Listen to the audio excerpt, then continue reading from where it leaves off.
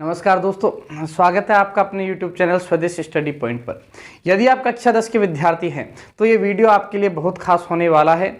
इस वीडियो में हम चर्चा करेंगे कि कक्षा 10 का अंग्रेजी विषय का पेपर कैसा पेपर आएगा, उसमें कितने प्रश्न होंगे, हमें कैसे प्रश्न हल करने हैं, पहले नंबर पर कौन सा प्रश्न हल करना है, अंत में कौन से प्रश्न हल करने हैं, इन सभी बातों की हम इस वीडियो में चर्चा करेंगे। और यदि आप ग्रामीण क्षेत्र के विद्यार्थी हैं तो स्पेशली ये वीडियो तो आपको बिल्कुल अंत तक देखना चाहिए, क्योंकि ग्रामीण क्षेत्र के जो विद्यार्थी होते हैं उनकी अंग्रेजी विषय थोड़ी कमज़ोर होती है और उन्हें डर सबसे ज़्यादा अंग्रेजी से लगता है।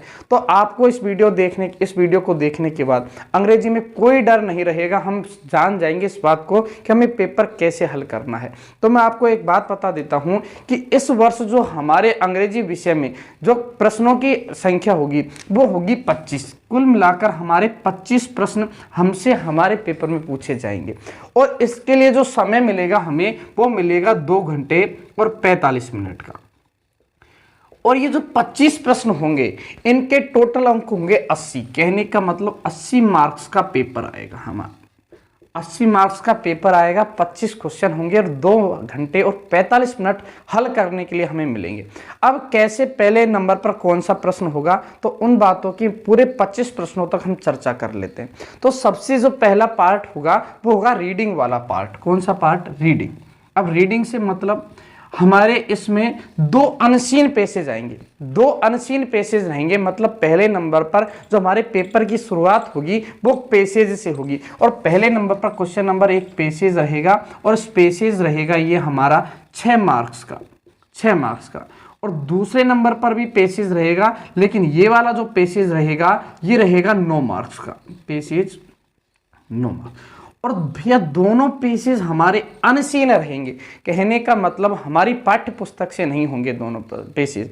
अब इन दोनों पेसेज में प्रश्न कैसे आएंगे, तो पहले तो हमारे फिर भी टफ आता था पेसेज। टफ तो नहीं, कहने का मतलब उसमें से सारी चीज़ें ढूंढ के लिखनी होती थी, लेकिन इस साल हमें बहुत आसान कर दिया है। कैसे कि 6 मार्क्स के पेसेज में हमें 3 तो MCQs क्वेश्चन मिलेंगे। MCQs मतलब मल्टीपल चॉइस क्वेश्चन, कहने मतलब ऑप्शन वाले प्रश्न। क्वेश्चन दे देगा और 4 ऑप्शन दे देगा और उस 4 ऑप्शन में से हमें एक ऑप्शन का आंसर लिखना है, एक ऑप्शन आंसर लिखना है। तो ऐसे 3 प्रश्न होंगे पहले पेसेज में।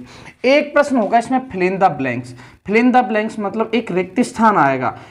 कहने का मतलब एक लाइन दे देगा हमसे पेसेज में, हमें एक लाइन दे देगा पेसेज में से और उस लाइन में एक शब्द को रिक्त करके दे देगा और उस लाइन को पेसेज में से ढूंढकर उस शब्द को हमें उसमें लिखना है। जैसे एक एग्जांपल तौर पे मैं आपको एक बताता हूं कि मान लो कि हमें एक फिल इन द ब्लैंक्स का क्वेश्चन दे दिया, India is a dash country. अब पेसेज में हमें क्या करना है, ऐसी लाइन ढूंढनी है जिसमें ये शब्द मिल जाए हमें, इंडिया इज ए या लास्ट में कंट्री। तो हमें पेसेज में लाइन दी हुई होगी कि India is a great country. तो पेसेज में जैसे ही हमें ये लाइन मिलती है तो हम देखेंगे इंडिया इज ए कंट्री, तो कौन सा शब्द गायब हो रहा है? ग्रेट। तो हम इस रिक्त स्थान में भर देंगे ग्रेट शब्द। ऐसे 1 नंबर का क्वेश्चन हमारे पेसेज में हमें देखने को मिलेगा। ये मैंने आपको एग्जांपल बताया। अब देखिए, तो 3 नंबर के तो मल्टीपल चॉइस क्वेश्चन, 1 नंबर का हमारा होगा फिल इन द ब्लैंक्स और जो 2 क्वेश्चन होंगे हमारे क्वेश्चन आंसर। कहने का मतलब हमें पेसेज में से 2 क्वेश्चन के आंसर ढूंढ के लिखने हैं। तो इस प्रकार पहला क्वेश्चन होगा वो 6 मार्क्स का होगा। दूसरा क्वेश्चन हमारा 9 मार्क्स का होगा और इसमें भी क्या 5 नंबर के तो हमारे MCQs आएंगे। 5 नंबर के MCQs, 2 नंबर के हमारे फिल इन द ब्लैंक्स जैसा आपको भी बताया है ऐसे आएंगे और 2 नंबर का जो हमारा होगा वो इसमें होंगे सिमिलर वर्ड। और ये बहुत आसान होता है ये, हालांकि जो बच्चे थोड़े मतलब कमज़ोर होते हैं उनके लिए दिक्कत करते हैं सिमिलर वर्ड, क्योंकि इसके लिए हमें अंग्रेजी में अर्थ आना जरूरी होता है। जो शब्द हमें प्रश्न में दिए हैं उनका हमें अर्थ आना जरूरी होता है, लेकिन बाकी ऐसे टफ क्वेश्चन नहीं आते। ये सिमिलर वर्ड आसान से आते हैं, जिनको यदि हम पर थोड़ा बहुत अर्थ आता है तो ये 2 जो शब्द है इनको हम पेसेज में से ढूंढ कर लिख सकते हैं। तो इस प्रकार 6 मार्क्स का तो ये हो गया और 9 मार्क्स का ये हमारा हो गया। तो ये 15 मार्क्स के हमारे 2 अनसीन पेसेज होते हैं। 2 मिलाकर ये हो गए 15 मार्क्स के। इसके बाद जो तीसरा प्रश्न आता है वो हमारा ग्रामर से रिलेटेड आता है। यहां से हमारी प्रारंभ हो जाती है ग्रामर। ग्रामर। और तीसरा क्वेश्चन जो प्रारंभ होता है वो टेंस से रिलेटेड होता है, और टेंस में मतलब correct form of the verb का क्वेश्चन होता है, वो correct form of the verb. तो देखिए भैया, correct form of the verb ये बहुत आसान टॉपिक है। हम पे टेंस की यदि हमारे पास नॉलेज है तो correct form of the verb हम बड़ी आसानी से कर सकते हैं। हमें प्रश्न कैसे आएगा, प्रश्न देकर उसमें रिक्त स्थान और क्रिया का सही रूप हमसे पूछेगा, और उनके 4 ऑप्शन नीचे दिए गए होंगे। कुल मिलाकर ये भी मल्टीपल चॉइस क्वेश्चन होंगे, और ये 4 मार्क्स के होंगे correct form of the verb से रिलेटेड। हमें वो शब्द जो आपको लिखाए गए हैं उनको आपको याद करना है। और यदि आपको ग्रामर में किसी भी टॉपिक में डाउट है तो आप कमेंट करके हमें बता सकते हैं, या हमारे नंबर पर आप कॉन्टेक्ट कर सकते हैं। हम बड़ी आसानी से आपको निःशुल्क समझा देंगे। अगला correct form of the verb के बाद जो चौथा क्वेश्चन होगा, क्वेश्चन नंबर जो 4 होगा हमारा, ये होगा नरेशन से संबंधित, मतलब स्पीच, डायरेक्ट इनडायरेक्ट स्पीच, और ये होगा 2 मार्क्स का। 2 मार्क्स का, पहले ये 4 मार्क्स का आता था ये टॉपिक, लेकिन इस साल टॉपिक थोड़े बढ़ा दिए तो ये 2 मार्क्स का कर दिया।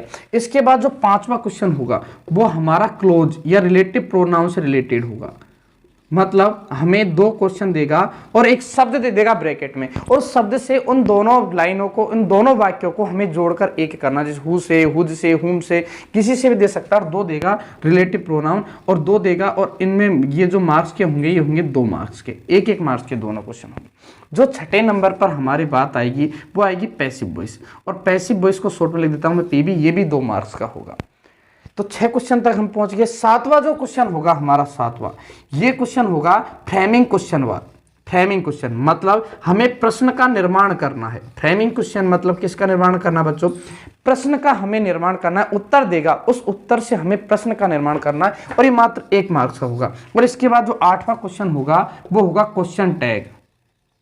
फ्रेमिंग क्वेश्चन और क्वेश्चन टैग एक दूसरे से रिलेटेड ही लगभग, जैसे भी आपको पढ़ाए होंगे जिसने भी, तो इन दोनों टॉपिक्स को एक साथ पढ़ाया जाता है। तो फ्रेमिंग क्वेश्चन और क्वेश्चन टैग, ये क्वेश्चन टैग भी होगा हमारा 1 मार्क्स का। और लास्ट में आता है हमारा क्वेश्चन नंबर 9, वो कंजक्शन, और वो 3 मार्क्स का होगा। ये भी बड़ा आसान टॉपिक है, इसमें कुछ नहीं है कि जैसे एंड, बोथ एंड, आइदर और, neither nor, not only but also.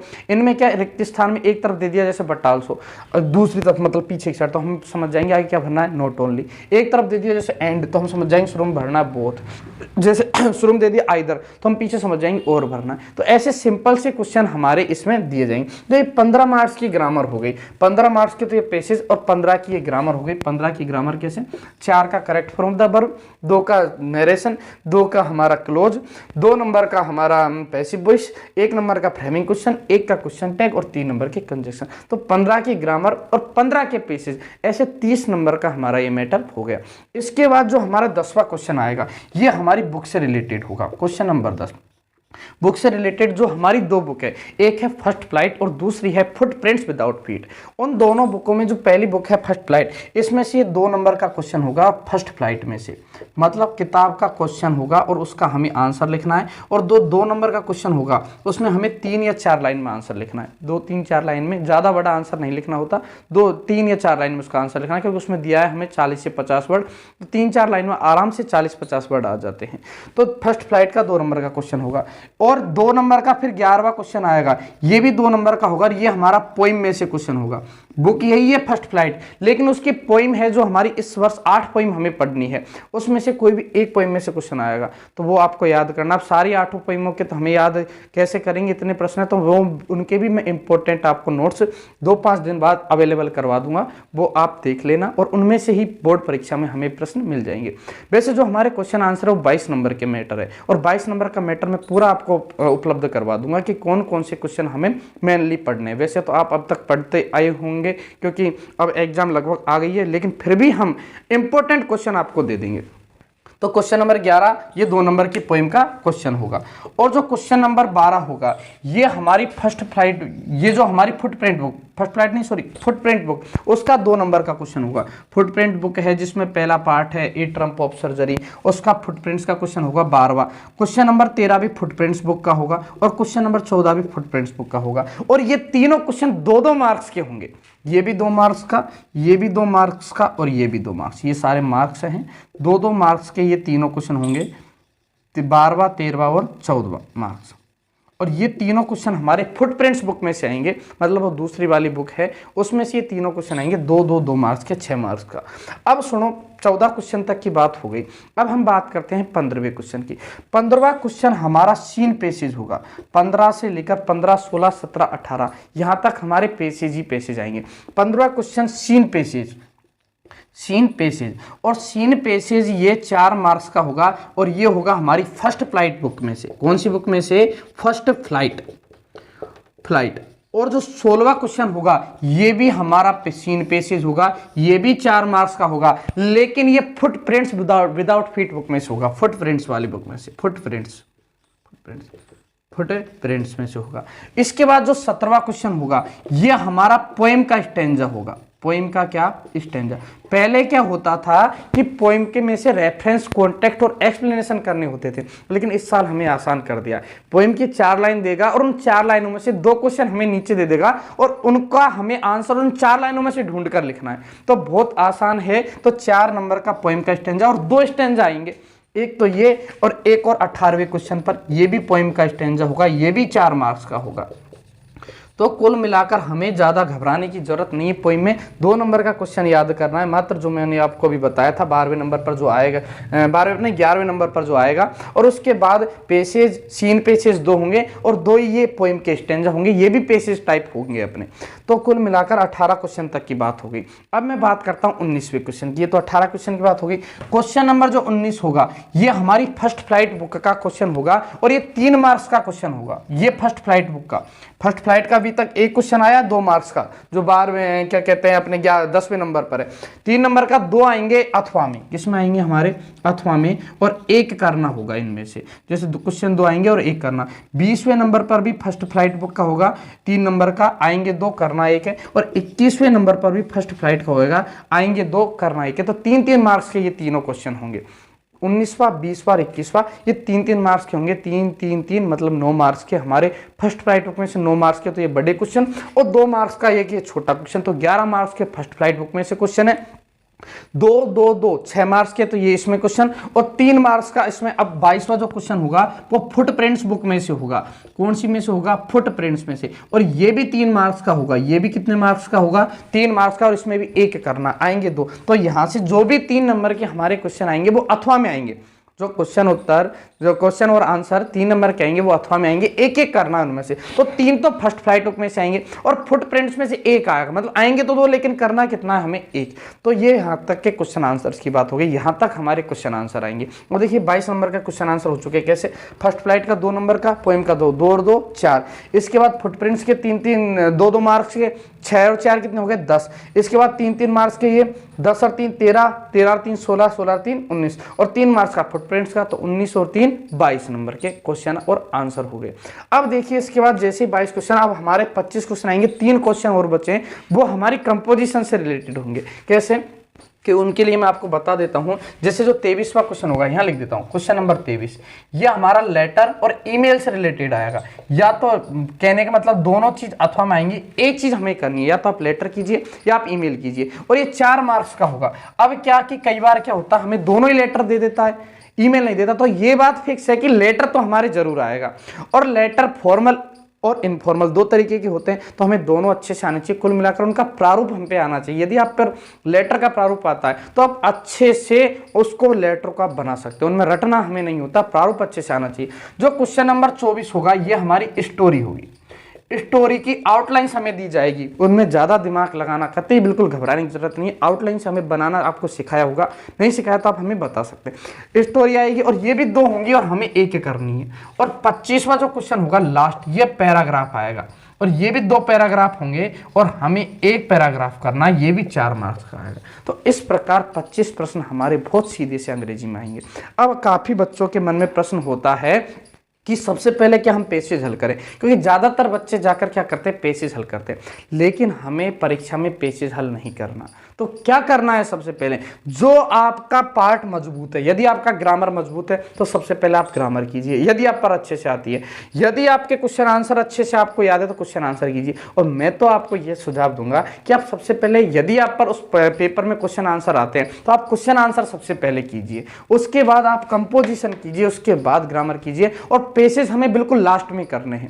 क्यों? क्योंकि पेसेज में टाइम बहुत लगता है, लेंदी पार्ट होता है 31 नंबर का जो हमारे पार्ट है पेसेज वाला, तो इसको हमें सबसे पहले नहीं करना। अच्छे अंक आपको 100 नंबर तक पहुंचना है, क्योंकि अपना उद्देश्य यह है कि आप 100 नंबर तक पहुंचे। तो उसके लिए आप क्वेश्चन आंसर सबसे पहले कीजिए, उनको याद कीजिए, क्वेश्चन आंसर कीजिए, उसके बाद आप कंपोजिशन कीजिए, उसके बाद आप ग्रामर कीजिए और अंत में आप पैसेज कीजिए। इस प्रकार आप यदि आप पेपर को हल करते हैं तो आसानी से आप 80 में से 80 मार्क्स, कहने का मतलब 100 में से 100 मार्क्स अचीव कर सकते हैं।